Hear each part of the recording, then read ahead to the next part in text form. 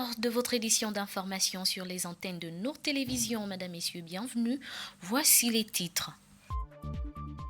Point annuel sur les questions politiques, climatiques et sécuritaires de la sous-région de l'Afrique centrale ce mardi 3 décembre par le représentant spécial du secrétaire général et chef du bureau régional des Nations Unies en Afrique centrale, Abdou Abari.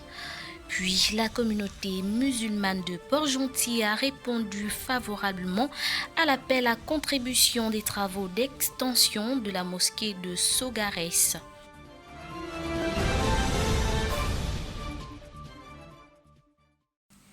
Débutons par l'actualité présidentielle. Le chef de l'État, Brice Clotaire Oligui Nguema, a organisé à Dakar une réception en l'honneur du nouveau directeur général gabonais de la SECNA.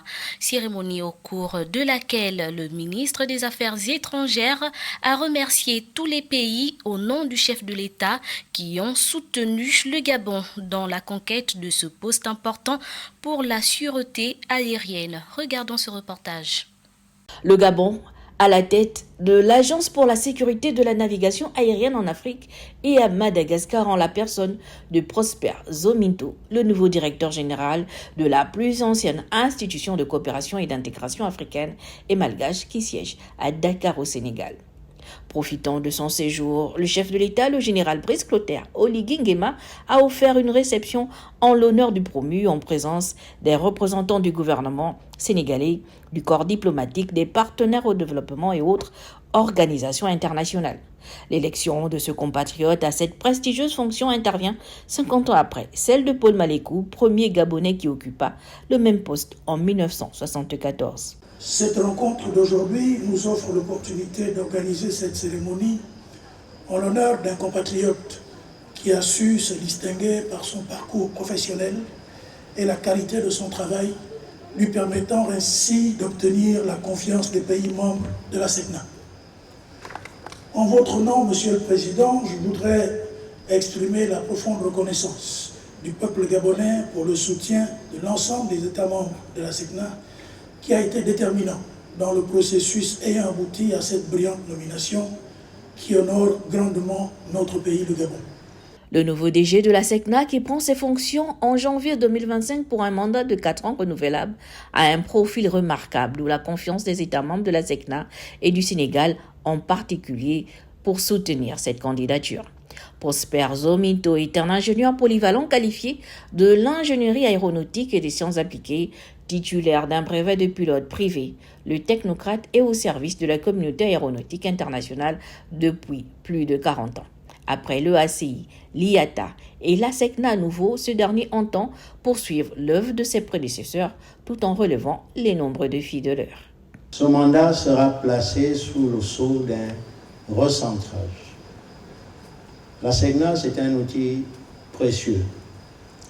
Non seulement elle a inauguré la gestion coopérative des espaces aériens dans le monde entier, avant l'Europe, avant l'Amérique du Sud, mais aussi elle contribue à soutenir le transport aérien en lui offrant la sécurité dont elle a besoin et en soutenant le développement économique et social de nos nations.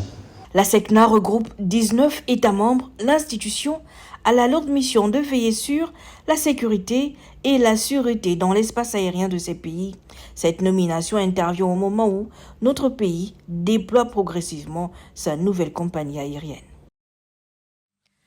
Restons au Sénégal avec le chef de l'État Brice Clotaire Oligui Nguema et son épouse Zita Oligui Nguema qui ont assisté à la 15e Biennale des Arts de Dakar au Grand Théâtre National. Placée sous le thème L'éveil, cette exposition a réuni 58 artistes africains et de la diaspora. Reportage. Le Sénégal est le théâtre de la diversité culturelle africaine et de l'expression du génie créateur des fils de ce continent. Le chef de l'État, en qualité de passionné du patrimoine culturel gabonais, de l'identité nationale et africaine, a apprécié la 15e édition de la Biennale de Dakar avec pour thème The Week, l'éveil, rôle lui, en Wolof. Une thématique qui invite les artistes et le public à réfléchir au bouleversement et à l'évolution des sociétés africaines. La Biennale de Dakar est l'un des plus grands événements du monde de l'art moderne africain, avec plus d'une cinquantaine d'artistes du continent et de sa diaspora. C'est dans ce parcours immersif du savoir-faire artistique que le président de la République, Brice Clotaire Oligui Nguema, redécouvre un des plus grands photographes gabonais, le meilleur de sa génération, Désiré Minko, à travers son exposition dénommée Esprit du Bwiti. Une série photographique mettant en exergue un rite traditionnel ancestral pratiqué par les peuples du Gabon. C'est l'une des plus grandes attractions de cette rencontre internationale au Grand Théâtre. Doudou Ndiaye Rose. C'est un honneur et ça prouve ce qu'il dit, c'est-à-dire la restauration de nos institutions ne peut se faire sans celle de notre culture. Et cette expo est un appel au retour aux sources de notre jeunesse, parce que si on ne sait pas d'où on vient, il est difficile de savoir là où on part. Et la présence du président prouve à quel point il tient ce contexte en valeur. Entre l'art, la culture et la spiritualité, l'Esprit du Bwiti est une odyssée à travers l'Afrique. Exposition à la Fondation Houphouët-Boigny en Côte d'Ivoire, vernissage à l'Institut français de Libreville, invité spécial à la 15e édition de la Biennale de Dakar, célébrée à la 14e édition des Rencontres de Bamako. La photographie de Désiré Minko se dévoile comme un projet d'échange interculturel. De retour à Libreville au Gabon, le représentant spécial du secrétaire général et chef du bureau régional des Nations Unies pour le compte de l'Afrique centrale, UNOCA, Abdou Abari, a tenu une conférence de presse cet après-midi de mardi à son siège de Libreville. Le but de cette rencontre est de faire le point sur les questions politiques, climatiques et sécuritaires dans la sous-région de l'Afrique centrale. Regardons cet extrait. C'est avec un réel plaisir que je vous accueille aujourd'hui au siège de l'UNOCA à Libreville à l'occasion de cette conférence de presse. Je tiens à vous remercier pour votre présence et pour votre disponibilité. Je voudrais d'ailleurs me féliciter de la bonne collaboration entre cette unité et le secteur des médias de manière générale. Le séminaire sur la consolidation de la liberté de la presse dans le contexte de la transition gabonaise, organisé du 16 au 18 octobre 2024 à Mouila, en est un exemple récent, initié par la Haute Autorité de la Communication et le Conseil gabonais pour la liberté de la communication. Cette activité de renforcement des capacités a bénéficié du soutien logistique, financier et technique de l'UNOCA et de plusieurs autres entités onusiennes mobilisées par le bureau dont j'ai la charge, notamment l'UNESCO et le Centre des Nations Unies pour les droits de l'homme et la démocratie en Afrique centrale, qui est basé à Yaoundé. Elle a permis à la trentaine de journalistes venus de 9 provinces du Gabon d'être sensibilisés sur les enjeux du référendum du 16 novembre et d'aborder toutes les problématiques liées à l'exercice de leur noble métier. Allons cette fois dans la province du Moyen-Ogooué. Depuis le vendredi 29 novembre dernier, la ville de Lambaréné reste suspendue par la disparition sous les eaux tumultueuses de l'Ogooué d'un jeune compatriote nommé Glenn Abogué. Le lundi 2 décembre, au 4e jour, les secours venus de Libreville n'ont pas pu repêcher le camion ainsi que son occupant. Regardons cette journée avec notre correspondant local, Yves Malik. Voilà 4 jours déjà que le jeune Abogué et son camion sont toujours retenus dans les entrailles de l'Ogooué. Ici, au pont d'Adouma, autorités civiles et militaires ainsi que les populations ont presque élu domicile, parfois dans la prière.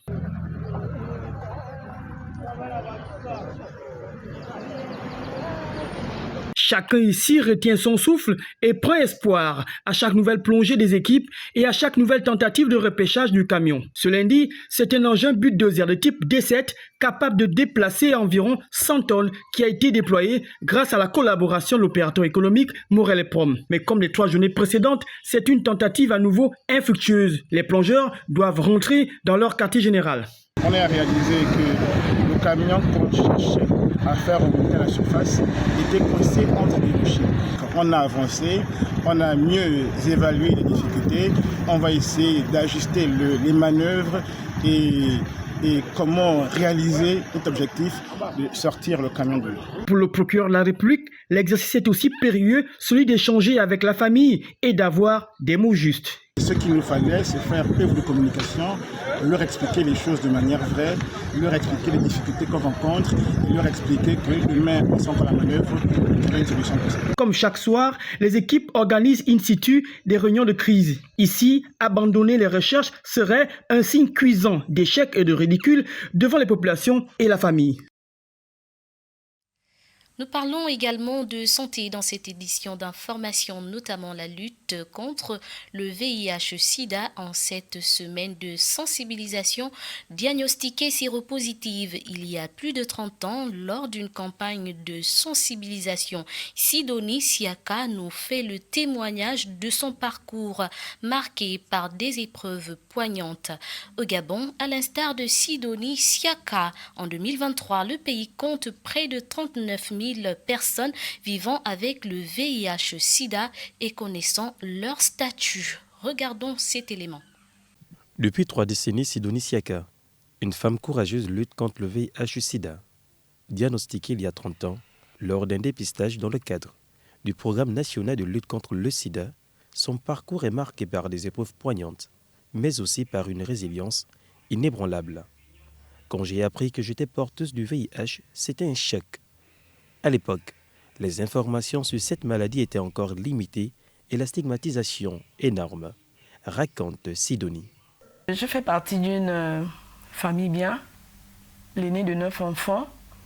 Ma famille m'avait sérieusement encadrée malgré le fait qu'on nous regardait comme des monstres de la société. Ma famille ne m'avait pas rejetée. Mon papa fut chrétien, mon père m'avait encadré, ma maman également. Mais la discrimination venait plus du côté de la société. Là, j'ai vraiment souffert de la discrimination.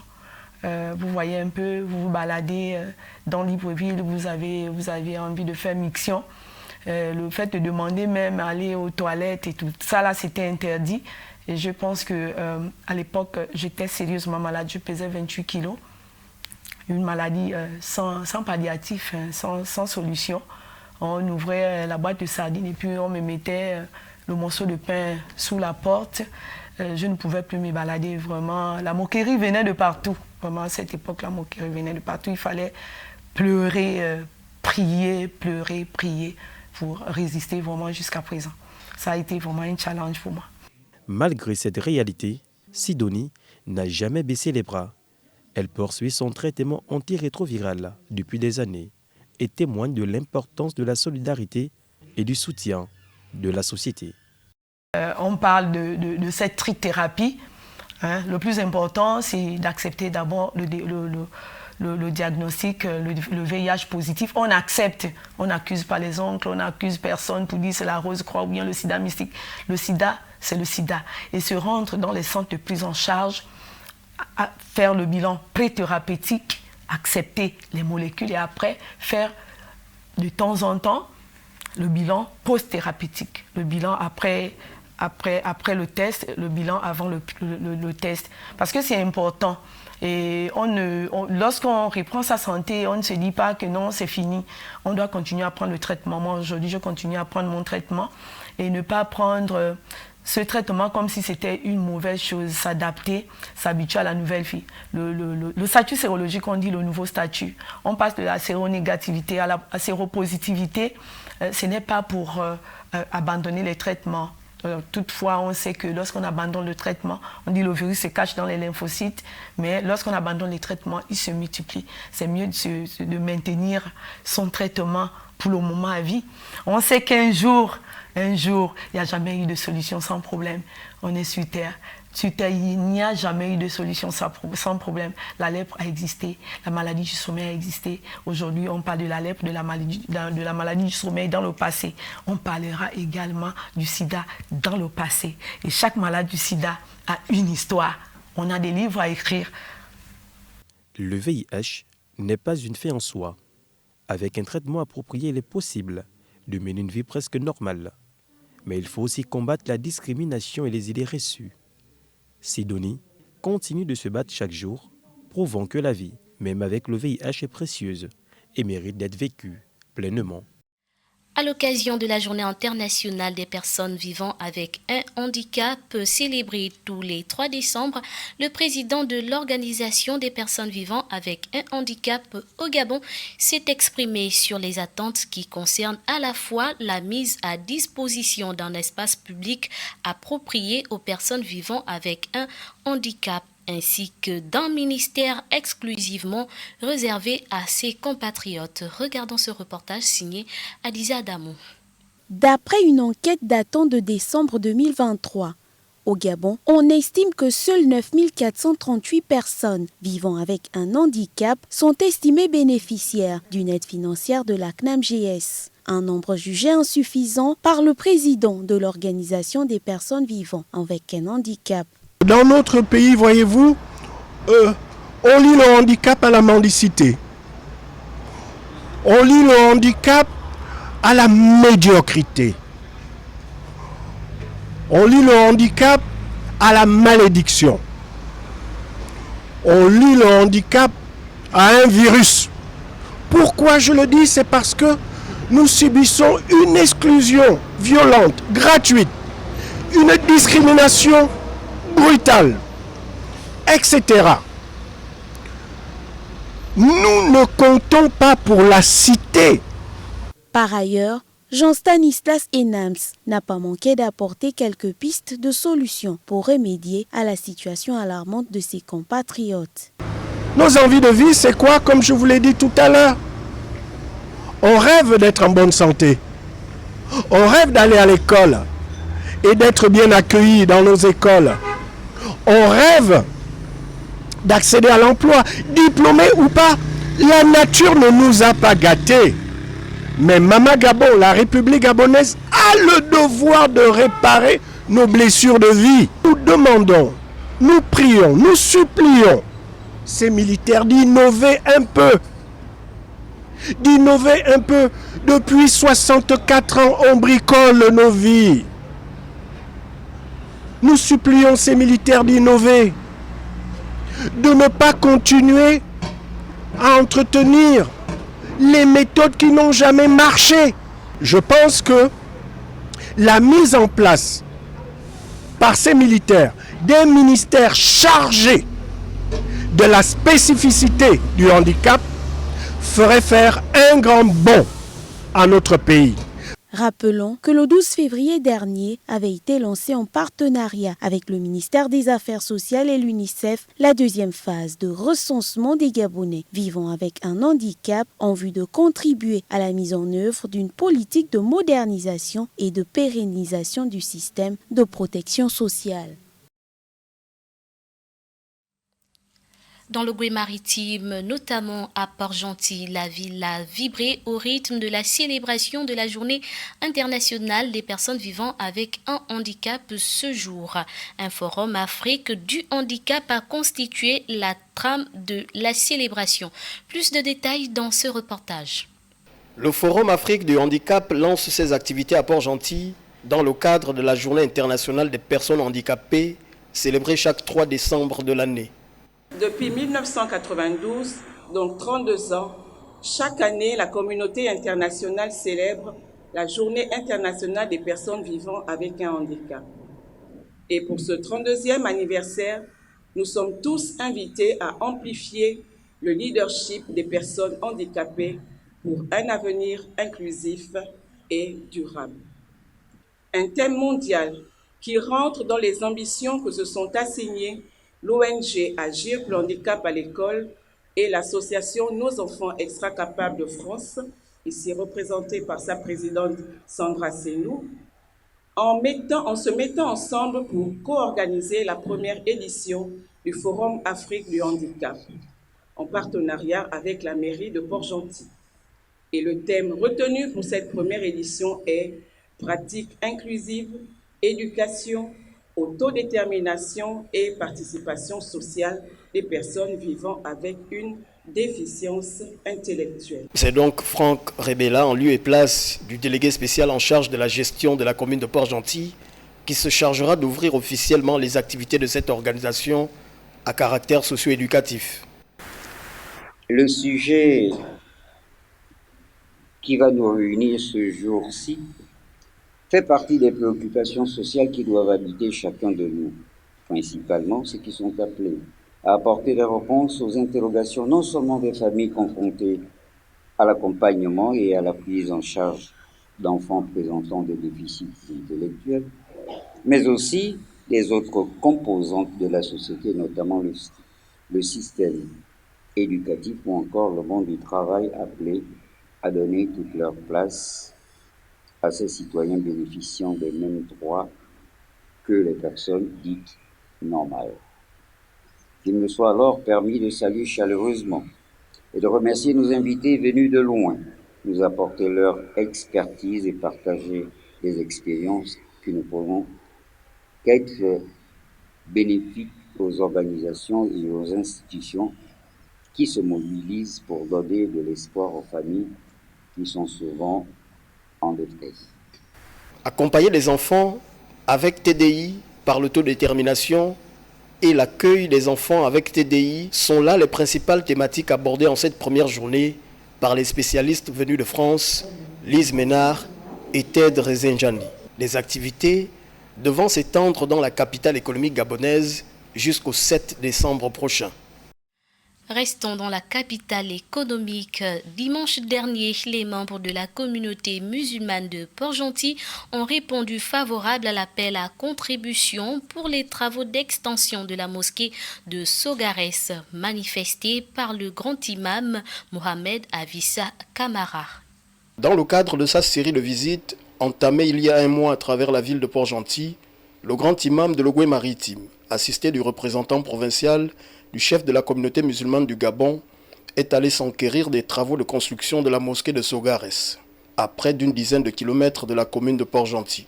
Nous sommes au stade où nous allons couler la dalle du rez-de-chaussée. La dalle du rez-de-chaussée, on est en préparation, on est en train de faire au niveau de... Là, nous sommes sur l'électricité, en train de poser les gaines et le câblage de l'électricité. Donc, ça, c'est une extension de 18 mètres sur 12. Hauteur, on a 4 mètres de hauteur. Voilà, c'est le béton, vous voyez, c'est quelque chose qui est fait avec beaucoup de sérieux, de qualité. Hein? Les normes sont respectées, le béton, l'armature, le ferraillage, tout est respecté à la lettre. Tout est respecté à la lettre. Et même l'implantation même, le bâtiment, il est assis. Comme nous sommes à Port-Gentil, c'est des endroits assez marécageux, donc on a fait de telle sorte que ça soit dans les normes. C'est donc après avoir constaté un ralentissement du chantier que Mohamed Avissa Kamara a tenu à lancer un appel à contribution auprès de la communauté. D'où cette forte mobilisation observée sur les lieux en ce premier jour du mois de décembre 2024. Vraiment, on remercie Dieu beaucoup d'abord pour tous les bienfaits qu'il nous a accordés. Après, le remercie Dieu, on prie pour le prophète Al-Isra. Aujourd'hui, c'est un jour spécial parce que avec la grâce avec le grand imam, au cours de grand imam, comme aujourd'hui de couler la dalle, on a parlé au grand imam, il a profité, il a invité toutes les communautés musulmanes qui sont toutes les mosquées du Port-Gentil pour venir, chacun amène ce qu'il peut, les pelles, les seaux, tout ce qu'il peut amener comme ciment, l'eau, le jus.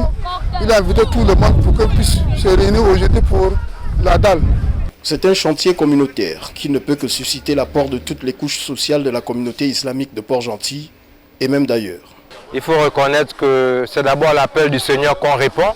Ensuite, c'est la communion, la fraternité entre les frères. Ce sont des moments rares qu'on a souvent. Mais lorsqu'on a ces moments, vraiment, tout le monde est content de participer. En fait, c'est le propre des musulmans. Lorsque l'appel est émis, tout le monde répond. Que ce soit grand comme petit, riche ou pauvre. Personne n'est omis. Donc ça veut dire que de la plus petite chose, on va dire de la graine de sable, jusqu'au sac de ciment ou aux bennes de gravier, tout le monde participe. Donc c'est un travail communautaire. L'assistance du représentant du chef de la communauté musulmane du Gabon et des imams de la commune de Port-Gentil aura ponctué ces instants de communion entre compatriotes musulmans. Le ministre du Travail et de la lutte contre le chômage, Adrien Nguemamba, a donné audience ce mardi 3 décembre aux représentants résidents de la Banque africaine de développement et à la représentante Pays Bureau international du travail. La trame des échanges dans cet élément. Le ministre du Travail et de la lutte contre le chômage, Adrien Nguemamba, a donné audience ce mardi 3 décembre aux représentants résidents de la Banque africaine de développement et à la représentante Pays Bureau international du travail. Avec ces deux hôtes, le membre du gouvernement de la transition a discuté des questions relatives au chômage dans le pays. De façon précise, Adrien Nguemamba s'est attaché à ce que la BAD accompagne le Gabon dans 3 grandes activités sectorielles, à savoir enquête nationale sur le chômage et l'emploi, les assises nationales sur l'emploi et les élections professionnelles. Enrobant est conscient de ce que ces activités participent à terme à la stabilité socio-économique du pays. La BAD a dit étudier toutes les opportunités à sa possession pour soutenir le Gabon en cette période de transition. À présent, cette brève du ministère de l'Environnement à Riyad, où elle prend une part active au nom du Gabon à la 16e session de la conférence des parties à la Convention des Nations Unies sur la lutte contre la désertification. Le ministre de l'Environnement, Arkadis Veltana Mingengi Ndomba, épouse Nzoma, a mis en relief lors de son discours l'importance de la lutte contre la dégradation des terres. Nous parlons également de sport dans ce journal. Le congrès de la sous-ligue de football d'Akanda a tourné court. L'occasion qui aurait dû servir de rame de lancement des travaux préparatoires de la session sportive 2024-2025 a accouché d'une souris. La faute à l'absence du quorum au niveau de délégués. Reportage de Djibril Wanya. Le 4e congrès de la sous-ligue de football d'Akanda, convoqué le samedi 30 novembre dernier au stade d'Angonje, n'a pu se tenir faute de quorum. Cet événement avait pour objectif de valider les bilans moraux et financiers de l'instance dirigée par Juste Mathurin Okumba. La situation laisse planer une incertitude pesante sur l'avenir de l'organisation, suscitant l'indignation du président. Les statuts sont clairs, même si c'est 0, je ne sais pas combien d'écart, si le quorum n'est pas atteint, il n'est pas atteint. Et ça ne s'ouvre d'aucun débat. Tout ce qu'il y a à faire, c'est de constater et de respecter les statuts. Et c'est ce qu'il y a eu à faire. Le quorum n'a pas été atteint et nous avons respecté les statuts. Nous avons renvoyé la séance pour une date ultérieure qui va être indiquée d'ici peu, sous réserve évidemment de la disponibilité de la salle, de notre partenaire qui est le comité national olympique gabonais, que le passage dit merci parce qu'ils ont été toujours disponibles pour nous accompagner sur ce point. Les gens n'ont pas conscience de l'importance de qu'est-ce que c'est un congrès. Et nous, on ne va pas se lasser de pouvoir jouer des pédagogues sans être prétentieux. Mais nous constatons aussi d'ailleurs depuis dans des réunions même ordinaires, les gens n'ont pas cette habitude de s'asseoir pour pouvoir réfléchir malheureusement. Mais il faut rappeler les gens que c'est le commencement, c'est le préalable obligatoire. On ne se retrouve pas accidentellement sur un stade. Il y a des gens qui conçoivent. Et c'est ça. Et pour vivre ensemble, il faut établir les règles. Le président de la sous-ligue d'Akanda a également évoqué les conséquences financières de ces absences qui coûtent cher à la sous-ligue et a appelé à une prise de responsabilité de tous les acteurs impliqués. En outre, un dress code sera désormais exigé lors des réunions, bannissant les t-shirts et les babouches pour un respect accru de l'institution. Le congrès étant l'instance supérieure, il n'est plus question de pouvoir venir en t-shirt. Tout le monde doit être vêtu correctement. Il y aura un dressing code qui va être imposé à tous les délégués. Je crois qu'à partir de là, on va commencer à mesurer l'importance du congrès. En temps normal, ça peut aller jusqu'à radier un délégué, un partenaire. Parce que manque de respect à l'instance supérieure, ça vous met systématiquement hors association. La situation à la sous-ligue de football d'Akanda appelle donc à une réflexion sérieuse de la part de tous les acteurs du football local pour éviter une crise prolongée. Les délégués doivent se présenter au congrès pour prendre les décisions qui sied, faute de quoi leur absence sera considérée comme improductive pour l'avenir du football dans la sous-ligue d'Akanda. Ainsi s'achève cette édition d'information sur les antennes de nos télévisions. Restez câblés. Je vous dis à très bientôt.